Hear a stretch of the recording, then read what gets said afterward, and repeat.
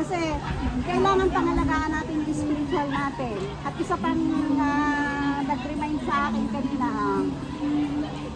sa kabila ng lahat ng nararanasan natin sa buhay, may time talaga na talagang ups and down tayo. Minsan napakalakas natin, puspos tayo. Minsan naman parang napaka-low ng ating spiritual. Hindi naman yun din yun. Isa lang katotohanan na kung wala ang Panginoon sa buhay natin, hindi natin masasabing lagi tayong malakas. Dahil ang source ng kalakasan at source ng lahat ng meron sa atin ay ang Panginoon. Pero ang inaano lang ng Lord, kailangan i-acknowledge natin siya sa buhay natin na pag tayo nanghihina, Lord, nanghihina ako, kailangan ko ng kalakasan na mula sa iyo. So, kailangan maliwanag din sa pinagdadaanan ko, ito yung pinaka-testimony ko. Kasi, kaya nakaka-relate ako na hindi natin masasabi na always tayo malakas. Yes. Matagal na tayo, kay baguhan lamang tayo. Hindi natin pwedeng tanghawakan na talagang minsan napakalalim na natin, pero minsan dumarating yung point na parang binabalik tayo ng Lord doon sa pinaka-basic para lang maunawaan natin muli, ma-acknowledge natin muli na Lord, kung talagang wala ka sa buhay ko, wala akong magagawa. Kumbaga yung lahat ng kaalaman, lahat ng naiintindihan natin, sa Lord naman talaga lahat nagmumula yan. Ang wisdom sa Holy Spirit, siyang tunay nga na tagapagtulong sa atin. Kaya minsan pag yung time na parang naguguluhan na tayo, as the Holy Spirit, nabigyan tayo ng wisdom, turuan tayo kasi siya naman talaga ang ating tagapagturo. Yun ang binigay ng Panginoon na bilang tagapagturo sa bawat isa sa atin. Kaya yung salita ng Diyos, lagi yung pananampalataya natin, anong tinanggap natin si Jesus na kumbaga tawag nito, lagi natin i-acknowledge na kung wala ang Panginoon sa buhay natin, hindi natin, nakakalimutan natin na nabuhay tayo. Yung ginawa niya sa cross, yung ginawa niya sa cross, is yung pananampalataya natin sa puso natin na muli siyang binuhay ng Diyos. Sabi nga sa Romans 10, na kung itatayag ng ating mga labi, na si Jesus ay muling binuhay ng Diyos. Sabi ng salita ng Diyos. Sabi doon, magkakaroon tayo ng buhay na walang hanggan. At sabi doon sa lahat ng pagkakataon, na kung kumakatok ang Panginoon sa ating mga puso, huwag natin i-ignore. Kasi po kumakatok ang Lord minsan sa ating puso, minsan ini-ignore natin. Ngayon pala minsan gusto ng Lord na may paalala sa atin o paalalahanan tayo ng Panginoon. Pero dahil minsan ini-ignore natin, hindi tayo nagiging sensitive. So, nagugulat na lamang tayo, nandun na tayo sa point na hindi na natin kaya. Diba? Kailangan laging bukas yung puso natin sa salita ng Diyos. Baka dalawang cellphone niya. Sino nagsasalita, basta sa salita ng Diyos, ang titingnan natin yung word na ano yung pinaparating ng Diyos sa bawat isa sa atin. Kaya salamat sa pagkakataon. Amen. Mas paka-basic ng tinuturo ni Pastor Blessing. Kumbaga, nilalagay tayo sa point na yung parang bagong mananampalatayahan na kumbaga yung pagtanggap na. Balik ka na, restart na. Yun yung napaka-importante kasi kaya hindi natin pwedeng ipagmalaki na tayo, matagal na, malalim na tayo. Hindi makasalanan. Sa kalaliman, hindi na natin nakikita yung pinaka-basic. Yung basic, yun yung pinaka-importante na sino si Jesus na tinanggap natin sa ating buhay. Amen. Kaya yung tawag nito, kasi yung pinigil ng Lord, yung nag-form sa lahat, di ba? Sa cross ng Calvary, yung pinagtagumpayan niya, ang lahat talaga di ba? Yung kasalanan na pinalangin ng Lord, nilinisan tayo ng dugo niya. Sa lahat ng sakit karamdaman, nandun ang kagalingan. Kailangan lang ipaalala sa atin ng Panginoon na maunawaan natin, ma-accept natin na panampalatayaan natin na pinanggap na natin yun mula nung pinanggap natin si Jesus sa mga buhay natin is kasama ang lahat ng benepisyo ng cross doon sa ating lahat ng pinanggap. Kaya hindi tayo pwedeng tawag nito na sabihin natin na ay hindi natin alam, ay kulang ako sa kaalaman. Sabi nga, kung kulang tayo sa kaalaman, ang sabi doon, humingi tayo ng wisdom. Kasi ang Lord ang magbibigay ng lahat ng kaalaman sa atin. Kasi ang Diyos, dinadirect tayo doon sa tamang kaalaman. Kaya maging sensitive ang bawat isa sa atin na yun nga, maganda lang dito sa grupo natin. Kasi kumbaga, nagagawa natin yung pinaka-normal ng buhay natin. Nagbibiruan tayo, hindi yung parang nagbabanal-banalan tayo, nabawalan. No? Napaka-literal. Napaka-literal na no? Oo, na parang marami. Yung numero ang kilo. Oo. Hindi tama yon. Kumbaga, yun yung pag-iimbot na sinasabi. At kasalanan pa rin yun. Kaya kailangan maging ano tayo, kumbaga maging natural yung ating ano sa pakikipagano sa atin. Hindi lang sabihin, doon sa tagal ng pinagsasama natin, hindi na tayo na parang Wala natututunan. ano yung ganun. Kumbaga parang nandun yung malaya kang kumilos o magsalita ng wala kang ano, kumbaga anong tama? Yung nangingilagan. Oo. Kaya yun, isa rin yung siguro kung bakit tayo na kumbaga talaga bumabalik tayo ng Lord sa ganito. Ako ng Lord sa ganito. Is yung yun, kailangan natin muling sa pinaka-basic muli ay magsimula tayo. Kasi minsan pag Nakakalimot na minsan. Hinahanap mo na yung mas malalim pa. Parang napakahirap na. At saka pagka nandun ka na sa napakalalim ka na, parang tapos babalik ka dun sa pinaka-basic, parang wala na sa'yo yung humility. Parang alam mo na. Ang isang anuhan ko, isang parang natututunan ko is pag naranasan mo na yung nakakalalim mo na.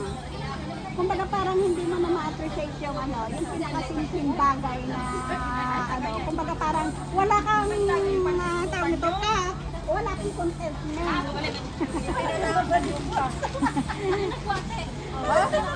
Wala kang pakakontentuhan sa buhay. Kaya purihin ng Diyos sa lahat ng patuloy. Hindi, hangin. Nahanap mo din? Mabuti naman.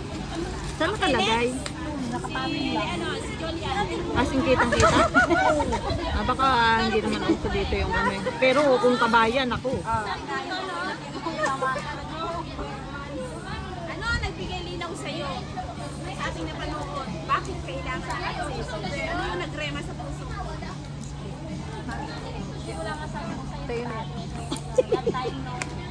Nag-search pa ako sa kanila. Yung sabi ko parang normal lang. Pero ngayon, nababasa ko ng salita ng Lumalalim. parang iba yung kalakasan. Parang every time na na-scroll ko sa sa Facebook or sa mga sabi ko, ito pa rin yung lalaki na makilala mo siya. Relasyon. Oo. Parang iba yung lakas na parang vitamin C mo siya.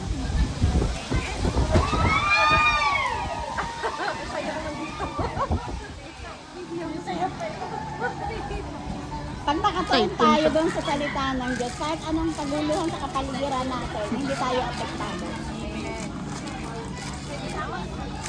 Yun na nagkaroon siya ng tunay na kagalakan katulad dati kasi nung dati alam niya lang si Lord Jesus pero hindi niya kilala sa buhay niya. So ibig sabihin, ang tunay na relasyon lang talaga sa Panginoon. Yun yung makapagbibigay sa atin ng kasama ko sa buhay natin. Sa kanya may ulit na rin talaga.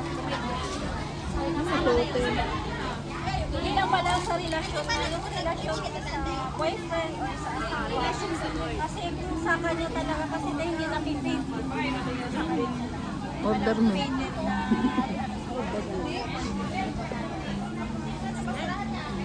Naman, atlas yan. Napipit na naman. Ano to, gamis? Simple na kung ano. Acidic ako. Hindi ako ano ba sa ganito. Na ano? Acidic. Gamit. Ay,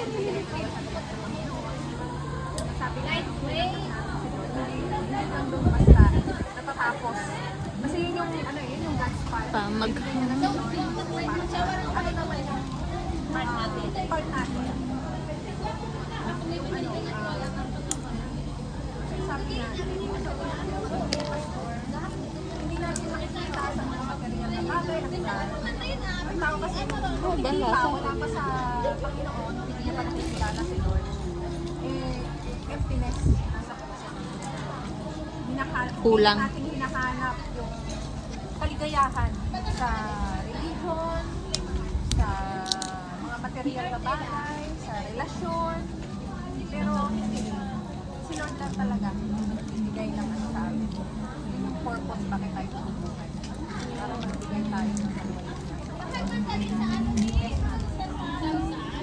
naman perfect ang lahat. Lahat tayo nagkakasala. Sabi ko sa first day one time, papakiyag na lagi na nakakasalanan. Hindi tayo katatawa. Ayun. At the end of the day, si Lord talaga. Si Lord lang ating finish line. Ating finish line, ating nagkikisang sinisip para magkaroon tayo ng buhay na Walang ganap at nasisya. Kaya magkapilo ako. Usapin daw ang Panginoon. Sabi, naunawaan ko na pala, magkakabi na pala ako araw. Ang palang nili. Everyday. Kaya nga po, kape. Kape. Kaya pinahihintay ng kape. usapin ang Panginoon. Amen. O, ikaw naman. Kakaligtas ka. Di kanina pamunta ko dito. Merong umari sa akin na, pagkabas ko pala sa inyo. Kasi pero bago na lumabas sa bahay, hindi ko talaga sa Katolik kasi talaga. Tapos pamudiretso ko ito. Tapos ngayon, pagdating ko sa Maynila, may pastor na nakikita sa akin. Si pastor na ay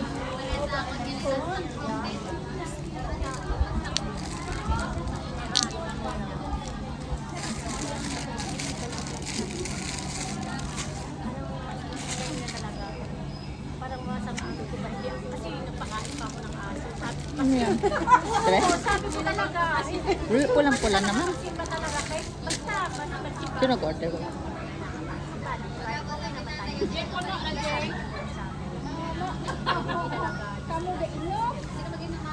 Dalawa na ikaw naging sa akin. Pero nakita ko na sa kanya na hindi mo pa in-ignore sa so nakita ni Lord ko na ikaw ay may pananampalataya. Ako gusto sa akin, hindi ako nagsisimula. Yun pa lang talaga. Sabi ko, so, may gatherings kami, mayroon kang nagsishare kami, tapos ano rin kami, mayroon kang namin kami. Sabi dito daw siya lagi. Sabi niya ba, ano pa lang daw siya na to. Ilan lang sila, parang 40 lang sila eh. Ginanong ka niya rin ako, sabi ko hindi ako yung minasyano ko lang siya sa kanya. Talaga.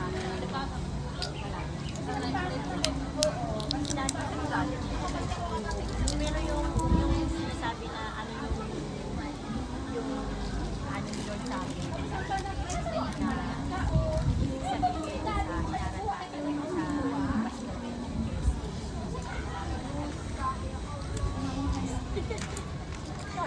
Hindi lang talaga tayo makasalanan.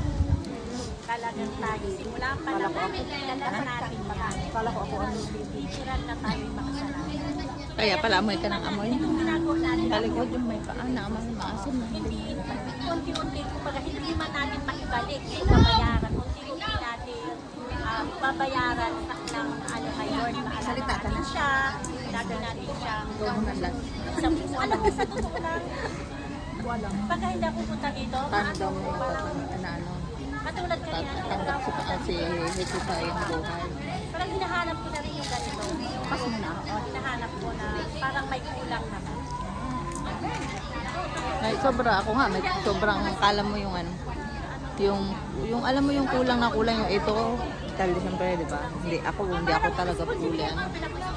Pero Christian ako. Kung saan ba yun na ano, Kailangan kasi ako yung babackslide maglilig ba? ka sa sarili ko eh. Diba? Hindi yung simbahan, diba? Tayo maglilig ka sa sarili natin. Kailangan natin, halimbawa, kita lang tayo sa buti yung may ganito yung gawain. pagka naka-ano tayo ng katulad sa grupo ganito, pagkakasala Oh, mabilis ka matutokso. madali natin pagkasala kasi Pero kung may pananampalataya ka, parang malalabanan mo. Tsaka kung nakakakilala ka talaga. ayan yun. Kanina sabi ko kay Pastora, alam mo Pastora, paalala mo sa akin yan, salamat. Galing kay simbahan? Salamat din. Andiyan, pare-parehas tayo. Wow, Mayroon nga tayo. pala. Pero yung paniniwala natin. Alam na ng amo niya. Nagkatanong kasi in-invite niya ako. Sabi namin, alam mo, salamat ako sa kanya. Tama na yung humawak mo na ipatuwid. Oo, ganda. Sino pastora si James? Ano? Tapos maalagaan mo siya. Yung bumili ka ng ano, panglagay sa buhok. Meron akong pang ano. Web. Ano ba yung web? Web. Bisaya. This is the Bisaya. Dito kasi sa Parang isa rin, parang sa, parang dyan yung sa gilid, mami.